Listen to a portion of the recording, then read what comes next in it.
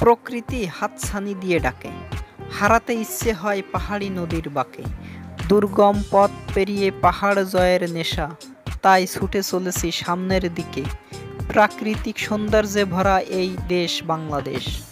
এদেশের সবকিছুই মহান আল্লাহ তাআলার খুব সুন্দর করে সৃষ্টি করেছেন। আমরা যখন প্রকৃতির মাঝে হারিয়ে যাই তখন আমাদের কি যে ভালো লাগে সে শুধু যে হারিয়ে যায় সেই জানে। যখন আমাদের খুব মন খারাপ থাকে তখন আমরা যদি প্রকৃতির মাঝে হারিয়ে যাই তখন আমাদের মনটা অনেক ভালো হয়ে যায়। প্রকৃতির হচ্ছে আল্লাহ তাআলার বড় একটি নিয়ামত, যে নিয়ামতের কারণে আমরা সবসময় হাসিমুখে এবং সুন্দরভাবে পৃথিবীতে বসবাস করতে পারি। ভূপ্রকৃতির দিক থেকে বাংলাদেশের উপবৈচিত্র্যপূর্ণ দেশ।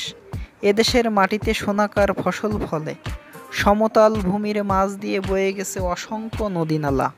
এজন্য প্রকৃতি বিজ্ঞানীরা এদেশকে নদীমাতৃক দেশ হিসেবে আখ্যায়িত করেছেন। এদেশের এক একটি গ্রাম যেন প্রকৃতির এক একটা লীলা নিকেতন। গ্রামের যেদিকেই তাকানো হয় সেখানে দেখা যায় শস্য শ্যামল ক্ষেত, মাছ চাষের জন্য উপযুক্ত ঘের, ফুলে ফলে ভরা গাছপালা, অর্থাৎ চারিদিকে যেন সবুজের সমারোহ। প্রকৃতির সবুজ অবগুণ্ঠনের মধ্য থেকে পাকা শস্যের মুখখানি যেন স্বর্ণবিন্দুর মতো ফুটিয়ে ওঠে। কুঠির গেহরা পল্লী গ্রাম, সবুজ শ্যামল মাঠ, দিঘির জলে খেলা করা হাঁস, সব মিলিয়ে পল্লীতে প্রকৃতির এক অপূর্ব সৌন্দর্য বিরাজ করে।